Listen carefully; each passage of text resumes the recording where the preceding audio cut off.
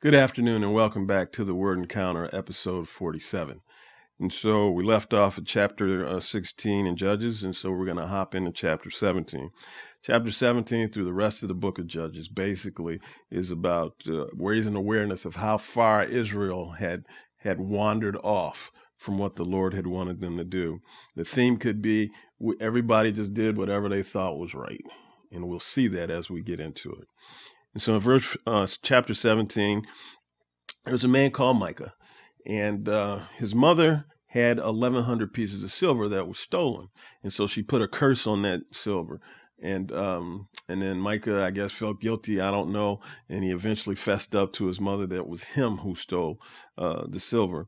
And it says in verse 3, he returned the 1,100 pieces of silver to his mother, and his mother said, "I personally consecrate the silver to the Lord for my son's benefit to make a carved image and a silver idol." And so we see that what's happening here is that the mother is saying she's consecrating the silver, and so she's going to give it back to Micah, even though he stole it from her. But what she wanted him to do was to make a carved image and a silver idol.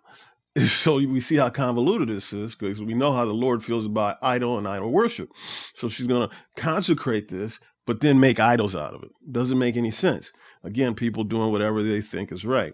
And then in verse 5, we find out that Micah has a shrine in his house of gods, of idols and whatnot, and he put his son over this shrine as a priest.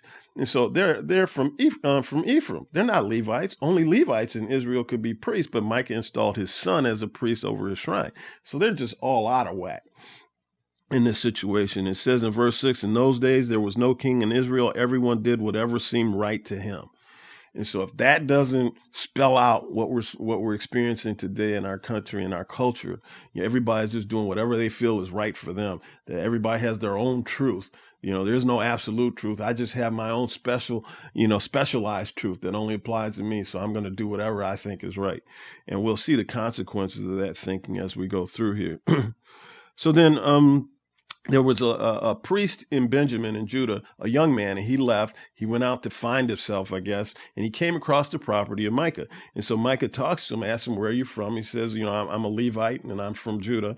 And so Micah says, "Well, what I want you to do is I want you to be my father and I want you to be my priest. And if you do these things, I'm going to pay you 4 pieces of silver a year.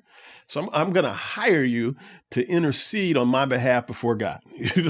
So I'm going to benefit from your presence. It says in verse 12, Micah consecrated the Levite. So Micah, a man from Ephraim consecrated a Levite. That's totally backwards. That's out of order. That shouldn't happen.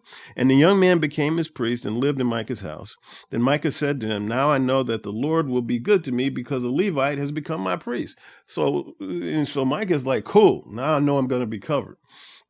And so then in chapter 18, we find out that the tribe of Dan did not do what they were supposed to do when they crossed the Jordan back in the time of Joshua. They didn't conquer all their land, so they were finding themselves short of land, and so they had to find more territory. So what they did is they sent out 5 scouts to scout out the land.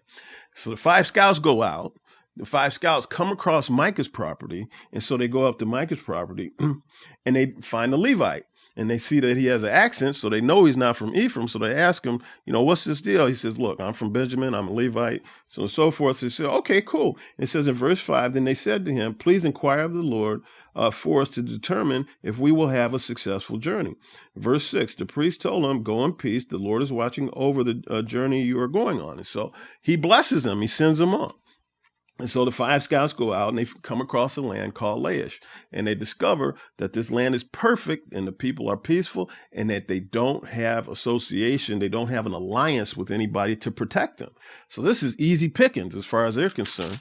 So the 5 scouts go back to the tribe of Dan and they tell the leaders what the deal is. We can go take this land. And so the leaders are going to send them out. And he says in verse 10, "When you get there, you will come to an unsuspecting people and a spacious land. For God has handed it over to you. It is a place where nothing on earth is lacking." And so in verse 11, it says 600 Danites departed from Zorah and Eshtaol armed with weapons of war. So they sent out 600 guys to go and take this land. And so they go out with the 5 scouts, the 600 guys, and then they come across So they come across Micah's property on the way. And so they say, did you know that there are an ephod, household gods, and carved image and silver idol in these houses? So the 5 scouts are telling our army, did you know what's on this property? There's some gods on this property. And so they go to Micah's house. And so it says in verse 18, when they entered Micah's house and took the carved images, the ephod, the household idols, and the silver idol, the priest said to them, what are you doing? So the young Levite says, what are you doing? And they say to him, shut up, now come with us and be our father and be our priest. For would you rather, be the priest to one man, or would you rather minister to a nation? And so they appealed to his ego, And in verse 20, it says, so the priest was pleased and took his ephod, household idols, and carved images and went with the army. And so the priest was pleased at what they said, and then he stole Micah's idols. He stole his gods. He took him out of the house and left. So Micah discovers this, and he chases the army down and says, hey, what are you doing? What's going on? And they tell Micah essentially to shut up and go back home, or else we're going to kill you and your family. Micah realized that they were stronger than he was, and so he turned and left.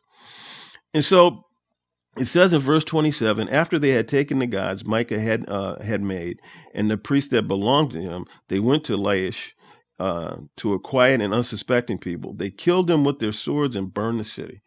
So they went in there, they wiped all the people out, burned the city, because they're going to come back and take this land. And in verse 30, it said, when they went back to the tribe of Dan, the Danites set up the carved image. So they took, the whole tribe back to Laish. And when they got to the land, the Danites set up the carved image for themselves. Jonathan, the son of Gershom, son of Moses, and his sons were priests for the Danite tribe until the time of the exile from the land. So they set up for themselves Micah's carved image he had made, and it was there as long as the house of God was in Shiloh. And so notice, it says that Jonathan, son of Gershom, son of Moses, and his sons. And so this is Moses' grandson and his kids. So it's Moses' grandson and great-grandsons. They're the ones that set up the idols in this land that they conquered. Moses would never have condoned this.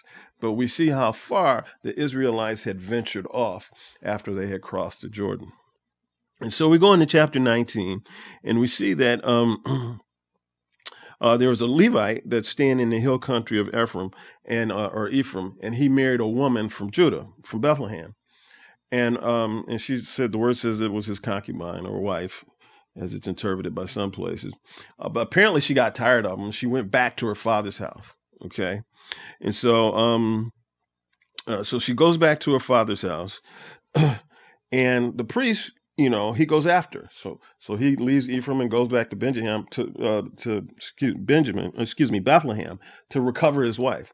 So he takes his wife back. And so now they're on their way back to Ephraim, back to the hill country, back to his house. He's bringing his wife back home. So on their way back, they stop in a place called Gibeah because they want to rest. And so they go to the square, because they can't find anywhere to stay. And so apparently an old man comes out and talks to them, and he says, look, come stay with me. He says, only don't spend the night in the square. Don't stay here. Come stay with me. And so in verse 22, it says, while they were enjoying themselves, all of a sudden wicked men of the city surrounded the house and beat on the door. They said to the old man, who was the owner of the house, bring out the man who came to your house so we can have sex with him. Now, what does this sound like, right? This is Sodom and Gomorrah, version 2, and so it says, look, send out the man. And so the old man implores him, says, look, don't commit this crime in Israel. Don't do this. However, I have a daughter and his concubine. I'm going to send them out. So don't do this to this man, but you can do whatever you want. He says, abuse them and do whatever you want to them, but don't commit this outrageous thing against this man. So you can do whatever you want to his wife and my daughter, or whatever, but don't do anything to this man. It's just convoluted thinking. I don't know. But anyway, the word says that they raped her and abused her. So he sends out his concubine. They rape her and abuse her all night until morning. At daybreak, they let her go. So then they let her go during the day. So she wanders back to the old man's house, and she falls dead. And so the Levite comes out of the house, sees his wife, picks her up, takes her back to his house in Ephraim.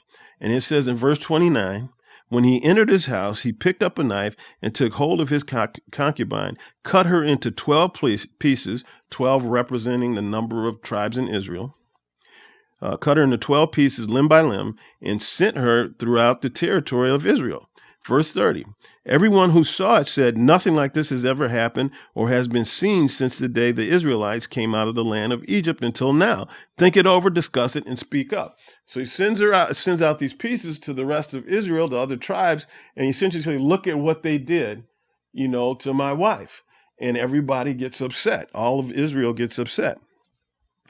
And so it says in chapter 20, verse 2, the leaders of all the people and all the tribes of Israel presented themselves in an assembly of God's people, 400,000 armed foot soldiers. So all the tribes sent fighting men, totaling 400,000, because they're going to correct the situation, right? Because we've got Ephraim, you got Benjamin. Both are Israelite tribes. So this is within the family.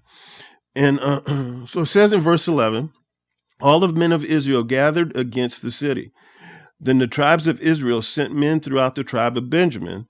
What is this evil act that has happened among you? Hand over the wicked men in Gibeah, so we can put them to death and eradicate evil from Israel. But the Benjamites would not listen to their fellow Israelites. Instead, the Benjamites gathered together from their cities to Gibeah to go out to fight against the Israelites. And so it says, no, we're not going to hand over our brothers. We're going to come against you. So remember, they're all brothers. They're all in the tribe. It says, we're not going to hand over others from our tribe. We're going to come against you. It says, on that day, the Benjamites mobilized 26,000 armed men from their cities, beside the 700 fit young men rallied by the inhabitants of Gibeah. And so they had almost 27,000 soldiers. And in verse 17, it says, the Israelites, apart from Benjamin, mobilized 400,000 armed men, everyone an experienced warrior. And so what they did, they inquired of the Lord and said, Lord, who should go first to fight our brothers, to fight Benjamin? And the Lord says, send Judah. So they say, okay. In verse 20, it says, the men of Israel went out to fight against Benjamin and took their battle positions against Gibeah. In verse 21, the Benjamites came out of Gibeah and slaughtered 22,000 men of Israel on the field that day. And so the Benjamites came out and kicked tail. And so the Israelites, the other tribes, went back. They cried before the Lord, and they set up for the next day. And the next day they went out, and the same thing happened. And this time the Benjamites killed 18,000 of their soldiers. So then they came back. And it says, but this time, it says they fasted that day until evening and offered burnt offerings of fellowship offerings to the Lord. Then the Israelites inquired of the Lord. So then they asked the Lord what we should do. He gave them a strategy. They went out and the Lord answered, fight, because I will hand them over to you tomorrow. And so he says, go out because I'm going to be with you tomorrow. You're going to win.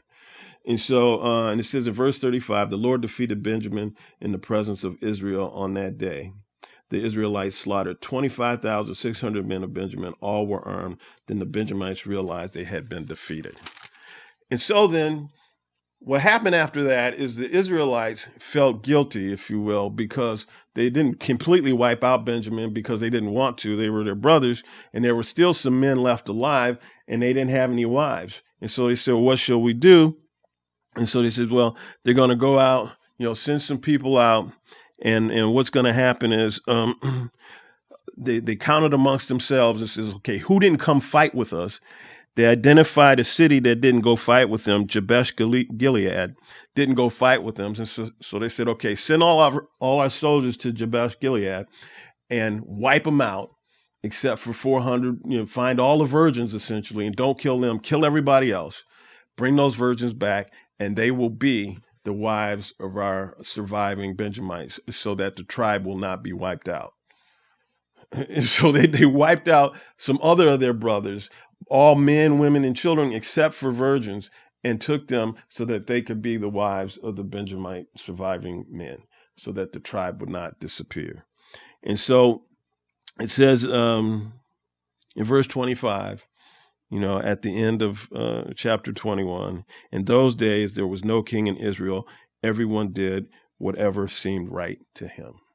And so we see that when man gets left alone to just do whatever he thinks is right, how convoluted and ridiculous things can get.